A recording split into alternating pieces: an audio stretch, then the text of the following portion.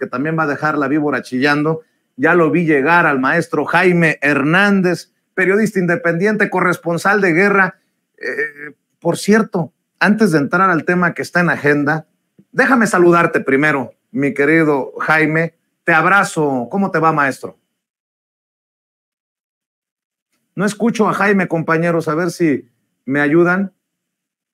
A ver si por ahí logramos escuchar. Ahí te escucho, maestro. Tu melodiosa y profunda voz. Muy buenos días, querido Vicente. Dígame. Aquí estoy, para que me digas. Tú has sido corresponsal de guerra, gran parte de tu vida, de tu carrera periodística, y desafortunadamente es a la hora de los conflictos armados cuando más noticias falsas surgen, ¿no? Sí. Qué doloroso es ver, y ya no digo de un lado, sino de todos lados, cómo en este conflicto en la franja de Gaza entre Israel y Hamás supuran las noticias falsas, ¿no? Que están retomando algunos políticos con muy mala leche en México para decirle al presidente, ¿cómo es que no te pronuncias sobre este? No voy a dar ni siquiera detalles de los niños que fueron, ¿no? Que perdieron la vida, que fueron asesinados. No voy a dar la nota completa porque me parece grotesco. Y lo veo desde CNN hasta otros lados. Y no estoy diciendo, a lo mejor el tiempo me va a dar una bofetada, ¿no? Y termina saliendo que es verdad. Pero hay que tener mucho cuidado. Sobre todo en este momento, a la audiencia de Sin Censura le pido que tengan mucho cuidado en dónde se informan, con quién se informan y lo que consumen desde allá, desde la franja de Gaza. Qué lamentable que se le apueste a las noticias falsas, a la infodemia, mi querido Jaime. Sí, mira, suele decirse, y este es un viejo adagio, que la primera víctima en cada guerra, en cada conflicto, la primera víctima es la verdad. Y esta es una lección que muchos viejos periodistas aprendimos sobre el terreno. Y efectivamente, la verdad es lo primero que cae. Pero además, mira, a diferencia de antes, Vicente, fíjate, yo me acuerdo que yo comencé mis coberturas en zonas de conflicto, por ejemplo, en Líbano, cuando estaba la guerra en Líbano contra Siria e Israel.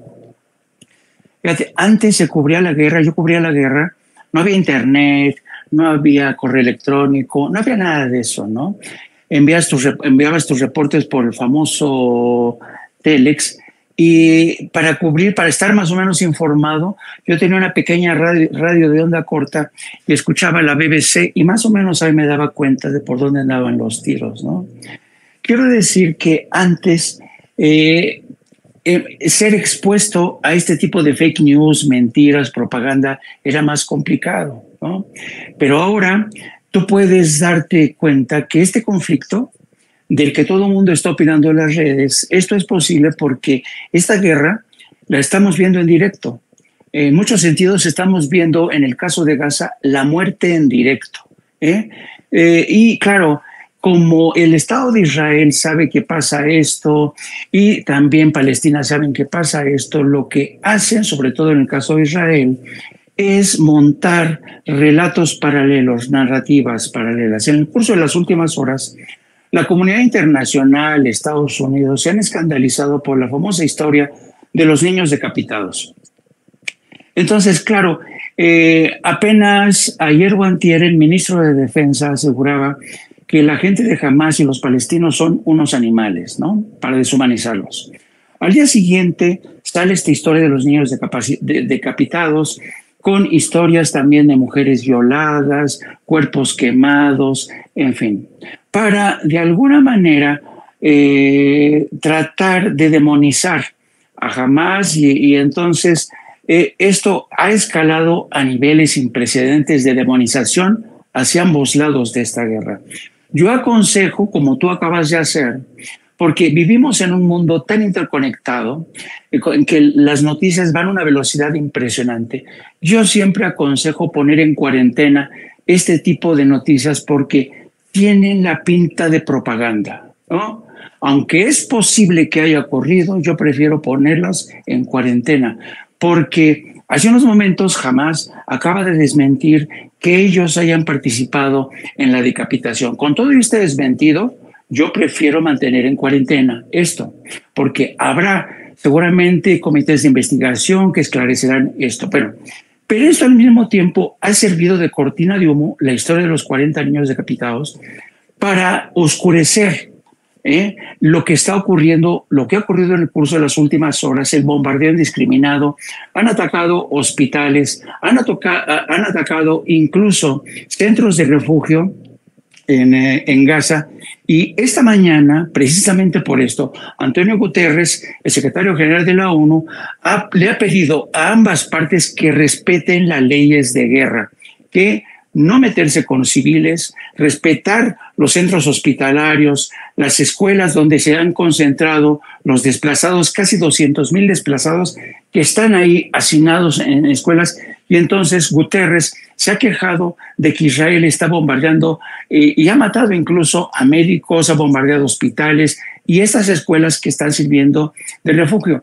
Entonces, mientras tú escuchas por un lado la historia de los niños decapitados, está la historia del bombardeo contra hospitales, la muerte de médicos. Guterres lamentó que cuatro funcionarios de la ONU hayan muerto ya. Y entonces les está pidiendo tanto a Palestina como a Israel que se contengan, mejor dicho, a Hamás que se contengan. Pero ¿qué es lo que ha pasado? Que ya estas reglas del juego, de la guerra, ya han volado por los aires. Y volaron por los aires desde antes incluso de que Hamás lanzara esta ofensiva, porque desde antes de que Hamás lanzara este ataque sorpresa contra Israel, un ataque efectivamente de tintes terroristas, no lo vamos a negar, también es un hecho que desde antes de este ataque Israel había permitido pogromos, matanzas, masacres de algunos ciudadanos palestinos que les quemaron sus campos de cultivo, los desalojaron de sus casas, los asesinaron. Entonces ya nadie está respetando aquí las leyes de la regla, las leyes mínimas de la guerra. Y esto es lo que lamentaba en la mañana hace unos momentos Guterres. Le dice, por favor, les pedimos que respeten las leyes de la guerra porque esto se está saliendo de control. Hay una crueldad brutal, inusitada. Y dicho esto, Guterres le pidió a Hamás que por favor liberen a los rehenes civiles, pero Hamás no va a acceder a esto. Y esta es la coartada que le ha permitido a Benjamín Netanyahu seguir bombardeando, porque con la historia de los niños decapitados, con el apresamiento de los rehenes civiles, pues ya tiene la coartada perfecta para destruir todo lo que se le pegue la gana. En el curso de los últimos minutos, hace aproximadamente 1 hora y media, Vicente, ha empezado a extenderse el conflicto por la frontera norte de Israel, es decir, en Líbano. A primera hora de la madrugada, tiempo local, hubo un ataque de Hezbollah, que ya ha entrado también en el combate. Atacaron un puesto de israelí, y hay historias no confirmadas, estas a nivel de rumor, de que han ingresado desde territorio libanés gente de Hezbollah en parapentes o vuelos estos tripulados. Son unidades de combates que al parecer esto no está confirmado, pero son rumores muy intensos que van a sumarse a esta batalla. ¿Qué significaría esto? Que se abre un nuevo frente desde Líbano. Y esto es muy peligroso porque en 2006 Hezbollah mantuvo una férrea batalla contra Israel. Israel lo pasó muy mal. No supo cómo combatir a Hezbollah y a Hamas. Y todo parece indicar que solamente están esperando la última orden de Benjamín Netanyahu para que las tropas terrestres, se dice que hay entre 200,000 y 300,000 soldados israelíes que están ya dispuestos a entrar a saco, ocupar de nuevo Gaza después de terminar de bombardear. Están reduciendo a su mínima expresión todo esto. Y lo han dicho ya muchas organizaciones Esto ya es un genocidio. Esto es un genocidio. Israel, por supuesto, no va a aceptar que esta palabra se aplique, pero es un hecho que organizaciones humanitarias, la propia ONU le está pidiendo, por favor, a Israel que permita la apertura de un corredor humanitario para que entren medicinas, para que entren más médicos, porque han muerto varios médicos. Entonces, estamos asistiendo realmente a una carnicería brutal y al mismo tiempo hay una campaña sin precedentes a través de las redes sociales, a través de medios de comunicación, presión del gobierno israelí para que gobiernos sigan apoyándoles. Ya vimos el caso de la embajadora tratando de presionar al gobierno de México. Es una guerra que se está librando en distintos frentes, ¿no? Y mientras tanto, la gran pregunta que muchos se tendrían que hacer, y creo que yo, siendo cínico y conociendo este tipo de conflictos, ¿quién está ganando hasta estos momentos? La respuesta es Benjamín Netanyahu, porque Benjamín Netanyahu ha conseguido la luz verde de Estados Unidos y la Unión Europea para seguir bombardeando, para castigar a la población civil sin ningún tipo de recato. Y al mismo tiempo, Benjamín Netanyahu, que hace apenas unas semanas estaba en medio de protestas por lanzarse contra el aparato judicial, porque Bibi Netanyahu tiene problemas, severos problemas de corrupción, el aparato de justicia va tras él, ha conseguido un gobierno de unidad que lo está respaldando. Bibi Netanyahu se ha convertido ahora en el líder indiscutible, todo el mundo ha cerrado filas, así es que por el momento el gran ganador de esta guerra es Bibi Netanyahu. Estados Unidos lo apoya la Unión Europea, lo apoyan todos los partidos políticos, cuando hace apenas unas semanas atrás las calles de Tel Aviv y de Jerusalén estaban llenas de manifestantes que protestaban por el gobierno, por un gobierno corrupto como el de Bibi Netanyahu. Así es que, como te podrás dar cuenta, Vicente, de toda esta composición de escena que te muestro, a veces la verdad es elusiva, se nos escapa. Y la gran paradoja,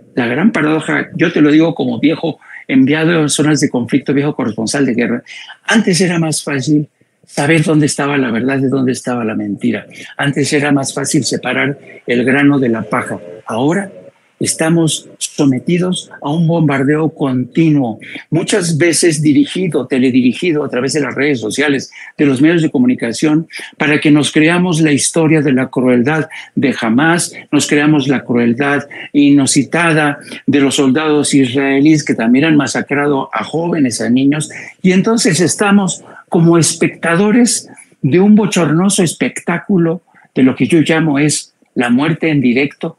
El mundo se encoge de hombros y no sabe realmente a quién creerle. Si me preguntas a mí, yo le prefiero creerle al más débil, al más desvalido, al que ha soportado durante décadas esta política de asfixio, este encarcelamiento cotidiano, este tratamiento realmente de seres humanos de segunda, tercera, cuarta categoría.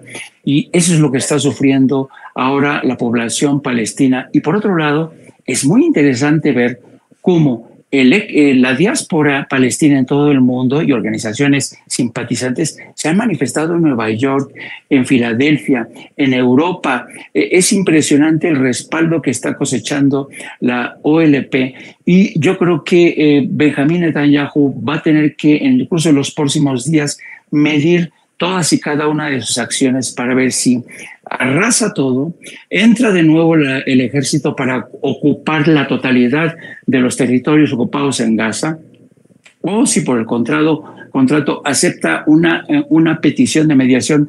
Hay versiones de que Arabia Saudita podría estar intentando una mediación, pero Israel no quiere nada por el momento. Pero, insisto, la verdad siempre es la primera víctima en este tipo de conflictos, querido Vicente.